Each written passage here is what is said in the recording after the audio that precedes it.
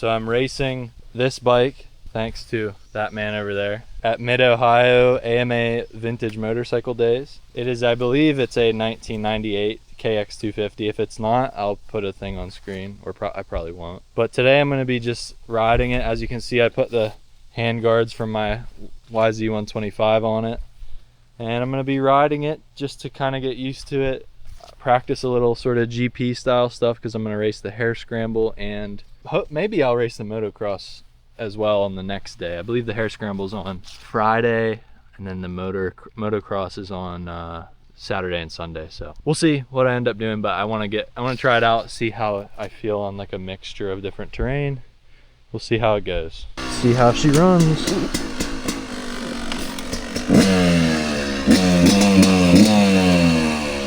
Gas on. Let's try it. No choke.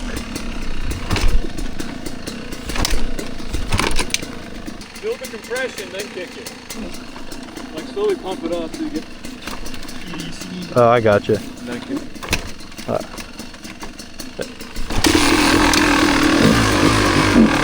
Oh, gave it too much gas. I gotta learn how to start a 250 now. This is gonna be the fucking death of me, dude. Maybe I do need to choke. See, now this I gotta learn before the hare scramble, because if I can't do this. There we go.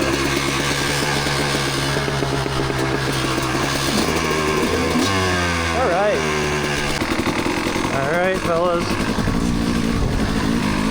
Let's test out the GP loop. Holy fuck. Alright, so immediately as I hopped on this bike, I realized that the front brake was really spongy, and so later in the video I ended up fixing it, and it's pretty easy fix. If you don't know, there will be some sort of like adjustment screw or knob or something on the perch, or like right where the brake lever connects to the perch. Usually you can adjust your clutch lever as well, or your brake lever, but basically what I was doing was, when I pulled the brake in, it was very spongy, and so what I was doing was I was kind of artificially moving the plunger on the lever, I guess running it in further so it would stick the lever out so that the brake would grab earlier. That's what I was doing. And then earlier, a second ago, you just saw me kind of slow down. A little bit of a foreshadowing for this video, but my bike, or this bike, the KX250, kept bogging, and it might be a jetting issue because it does have a pro circuit pipe on it, but it kept bogging. Like when I would crack the throttle in first gear, I had power right away, and then I would crack the throttle and it would bog like mid RPMs, and then it would get on the power again, and that happened the same in second gear as well. So yeah, and we got a tree down, so let's find a way around it.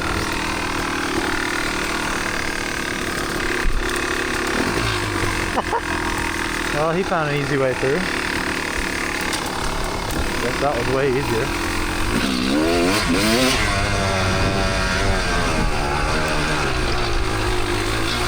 Alright, so now we're hitting this little turn track. This is all part of my GP loop, so it connects the first part you saw, which was the motocross track, to a couple different like turn tracks, which is the second one you see here. And then it ducks into this really tight wood section, which you're going to see in a second, which is pretty fun, but it takes the energy right out of you. So check that out. Into the tight section. See how she handles it.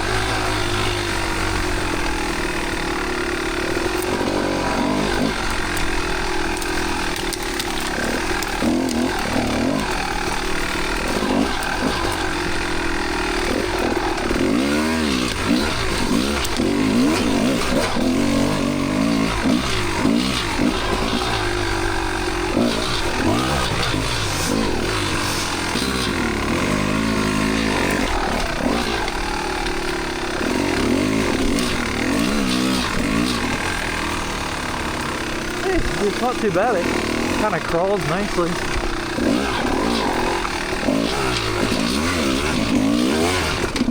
Oh, let's see if she'll start first.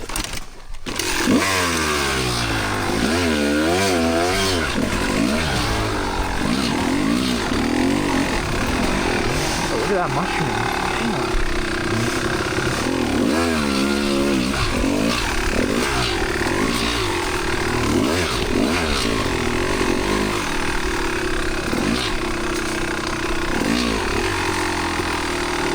They were talking about this a lot on American Pro Motocross. On the broadcast, they were saying like, it's all fine usually on a hot day when you're riding, but when you crash, because it's so hot, as soon as you stop moving, you have no more airflow and you immediately get just like so hot. So that's why when guys make a mistake, it looks like when they get back on the bike, it just like saps the energy out of them because it just overheated them immediately, which I thought was kind of interesting, and I'm feeling it right now because it's pretty hot today.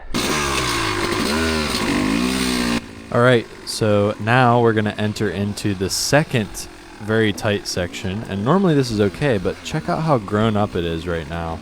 So many weeds, you can't really barely see where the trail goes, and all these trees started like overhanging way more than they did before.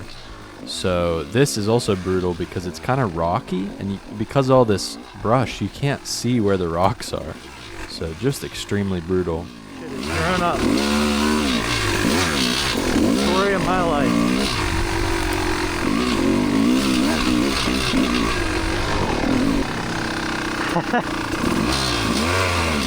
As you can see there, Braden just getting lost, not knowing where the trail goes, which completely understandable because this right what you're seeing here used to be a motocross track. Well, it still is. It's just all grown up with grass.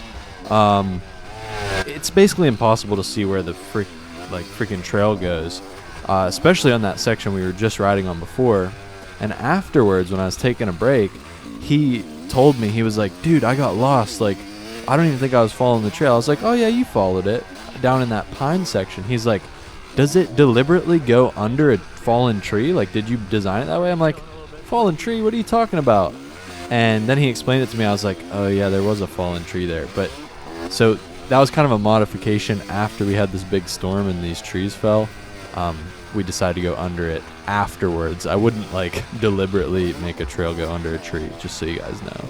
That is not smart, not a good idea, but I guess I did do it now. So yeah, I'm gonna try to avoid that in the future. I think you went to the right here. Oh yeah, right here. That'll do it. Dude, this is very fun. I think I need a 252 stroke. Oh, every time I ride a bike, I'm like, oh, that would be great for this. That would be great for that. Oh, man. Like, being able to just lug in first gear so smoothly is such a plus when it comes to woods riding like this.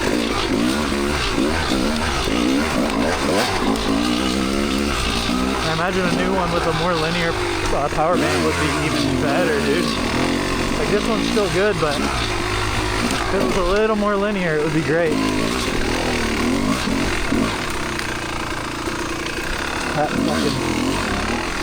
That grapevine fucks me up. And this part too. So many roots. Now my throttle and clutch hand are hurting, baby. So much modulation. Those off-camber sections, you just want to keep your momentum up and slow down and then start giving throttle. You'll knife down over them. You definitely don't want. This section's really rocky, but all the rocks are hidden under this overgrowth. Can't fucking see them. Ooh, see, like that, I rolled up onto a rock. Woo, woo, baby. All right, I want you to listen to this bog coming up right here. Just take a listen and hear what it sounds like. Did you hear that? Holy crap, dude. Okay, so that's what kept happening. Every time I would get on the gas, it would be like, wah, wah, wah, and keep going. Problem is, I don't know how the hell to do jetting, okay? I've never done it before. If you don't know, now you know. I am not a mechanic, okay? I wish I was a mechanic, but I don't know how to do shit with bikes. Later in the video, I try to practice my dead engine starts, and I run into the same issue, which you'll see with the bogging. So I don't know what I'm going to do during the actual hare scramble. I guess I'll just have to wait and find out.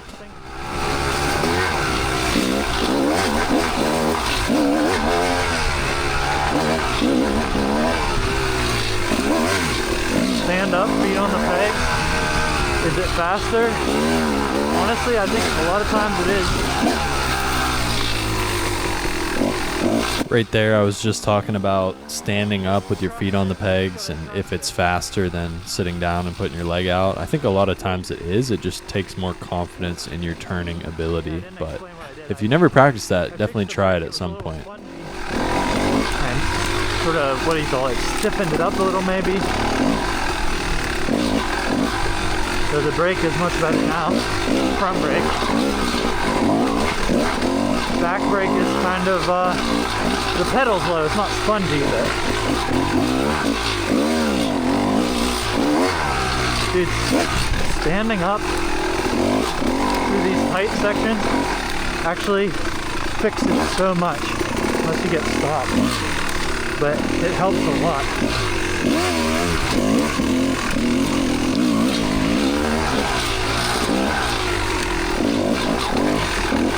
Ooh.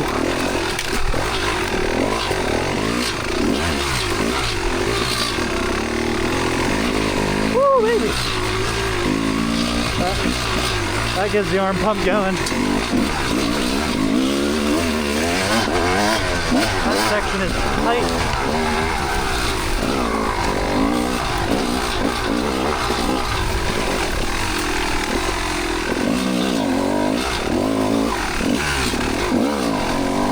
Holding on with for dear life of my arms. All right, did a couple more laps of the GP loop. Pull off and I'm tired as heck, dude. Had to get the Gatorade in because I am just beat, man. It is hot, and when you stop, it just surrounds you. It feels like you're in like an oven. Gonna take a break in between sessions here. I think next I'm gonna go and do some figure eights around the figure eight loop, maybe throw up the drone, get some third person shots. Get the hang of this bad boy, how it corners. Get a little more used to that. But that technical, like, tight wood section just beats you up, man, because it's real tight in those pines. Then immediately after you hit the you hit that tight, like, grassy, grown up, weedy section. Just takes the energy right out of you. So I think it'll be good endurance, but I feel like the hare scramble at Mid Ohio is going to be a lot more tame and flowy. So we'll see. I'm interested to see what it is. Okay, so as I said, now I'm going to go up to the top of the field there. I have a figure eight loop, and so I was going to hit the figure eight loop and just kind of try to get the turning down, like I said, on this KX250. But off the bat, things that I notice and want to change, obviously I put the hand guards on the thing. Need the hand guards, those are a must. Second thing is get the brakes dialed in. So the front brake lever, I got that adjusted.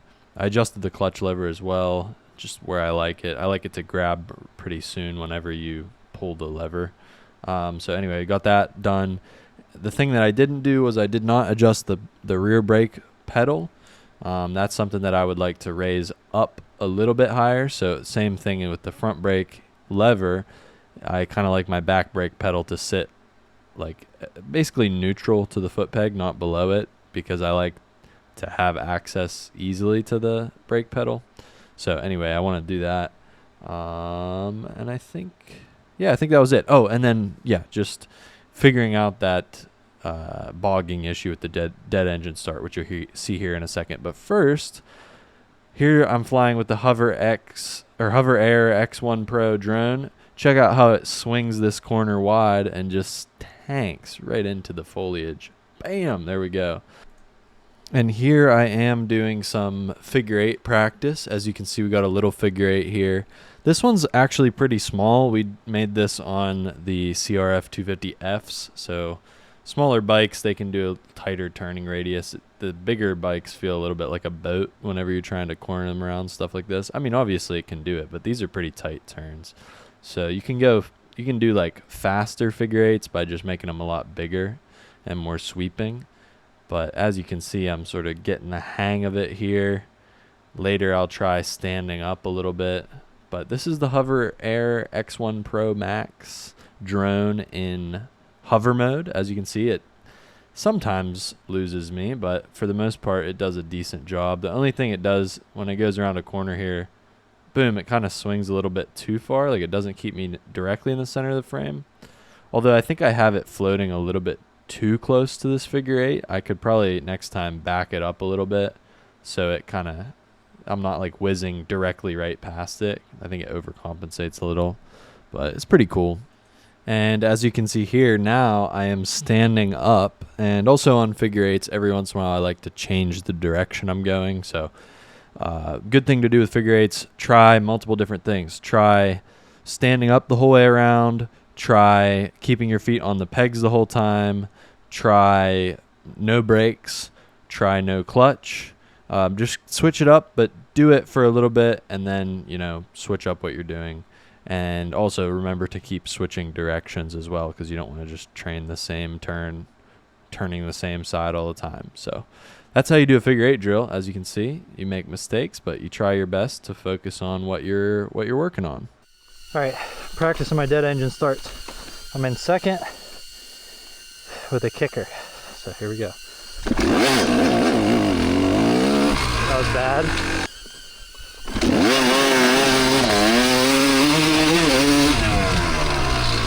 Hey, that worked.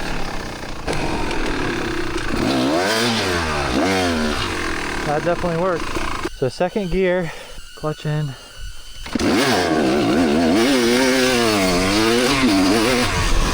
the kicker gets stuck out though. Honestly, dude, that's not bad. I think if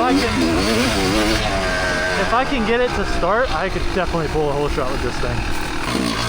Make sure it's in second when we kill it. Get ready. Compression, make sure it's built up. Clutch in.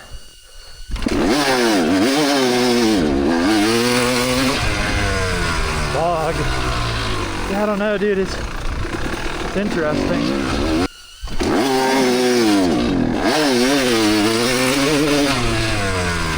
Major bog, dude, in second. So I gotta immediately start feathering the clutch. By the way, if you guys don't know, the reason I'm doing this is because air scrambles do dead engine starts, which is exactly what I'm doing right here. So you gotta start with your engine off. I gotta feather the clutch as soon as I go. Ooh, I don't know, man. The bog is crazy, dude. I might want to try first, see what happens in first. I'll do one more and then I'm probably done for the day. All right, let's try first, see what happens if it bogs. Dude,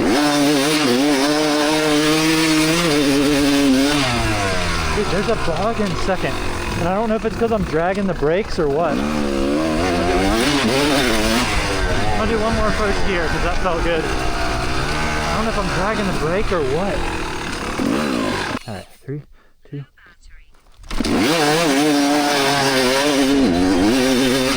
Dude, what the fuck? All right, I don't know if you caught it there, but basically what I was saying was I thought originally there was just a bog only in second gear.